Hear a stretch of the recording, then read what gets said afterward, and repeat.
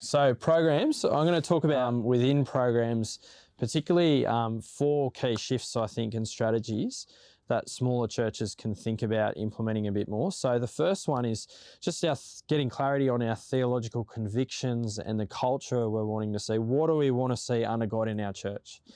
So answering that question, and then thinking about, okay, once we have that clarity, how do we then communicate that out in terms of our preaching? Or there might be particular initiatives that we seek to kind of influence culture. So celebrating stories is a big thing for us, and sharing those stories, as Richard said, that really helps kind of reinforce that culture. Key moments in the life of church. So as someone comes through what we call the Connect series, which is our membership course, we'll set clear expectations. We'll preach from the Word about why we value the serve area, why we think it's God's agenda for His people, that we serve Him with our whole life. And then we'll say to people out of that, that we expect you to be, we'd love for you within different capacities, and it's not a rule, so to speak, but we want a culture where everyone's in a formal ministry team but serving Jesus with their whole life. And then out of Connect series, we use that as a key moment to kind of then have our serve chats with our different teams. But that's kind of that culture and key moment. And then as someone joins a ministry team, we're in the process of implementing this a bit more, but through Ministry Grid, which is an online training platform, which I think Reach and Geneva are offering a 1-month trial for if you want to get your head around it a bit. Ideally, we'll have people go through a small course just on what it looks like to serve Jesus. And so that's me like this in a video, giving some preaching in short videos and just some key ideas, and then a little bit on skills, general skills of what it looks like to be a team. But that's another way of trying to find some key moments where we can inject some of this conviction and culture into people. We're actually starting this year a Sunday in October that will hopefully be an annual thing. And you can ask me more about that, called Serve 21, where we're trying to kind of help that happen as well. Okay, so that's the first strategy in terms of being clear on our theological convictions, culture, and then communicating and finding key moments to do that. Second key strategy, particularly for small churches, is moving more formally into thinking about recruiting. So not being just organic, but thinking about a clear strategy or pathway. Now, this can be really different depending on what your context and what you want to do. One of the things you might want to wrestle with is, do we want a free agent kind of design for how we recruit, or a more central strategy for mobilising people? So in a free agent one, if you've got different ministry teams, they all do their own recruiting. There's pros and cons with that. One of the cons is the person who's a better recruiter, or the person who's a squeaky wheel, will often get the oil. And so they'll build bigger teams, where there's other teams that might get more neglected in that scenario. Then there's a central one where it's just a serve area that might do all of that recruiting and then appoint people that way.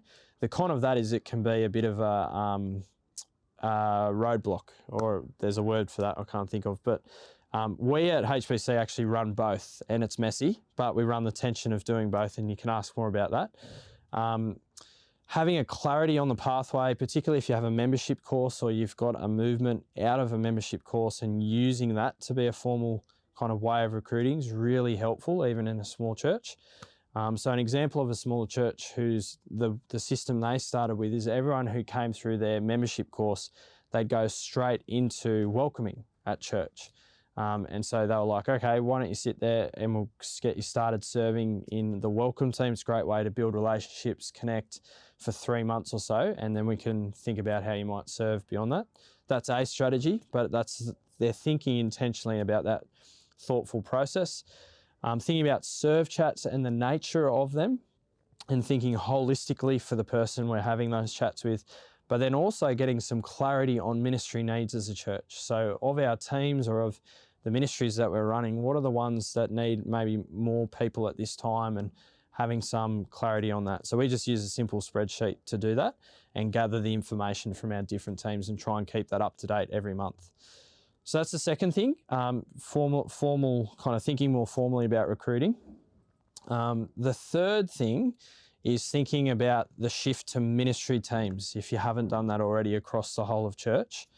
So that's the idea of shifting from rosters to teams.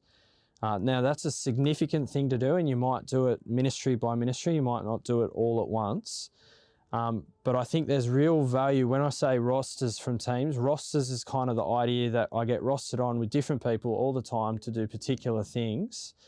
A team is a group of people that are going to meet and serve together for 12 months or so, depending on the commitment to the team, for a particular ministry purpose. And in kind of creating space for those teams, you want to raise up someone who's going to be a team leader and take responsibility for that team to support them and inject discipleship and transformation in that team, open the Word of God. And we want to give people not just a task, but we're giving them a discipleship of that team and also a purpose and vision for that team of how they're going to contribute to the making of disciples across the whole of church. Now, that's a key thing that I think even in a small church you want to start developing, is thinking about how to do ministry in teams. And then the fourth thing, the key strategies, is then thinking a bit more intentionally about our development.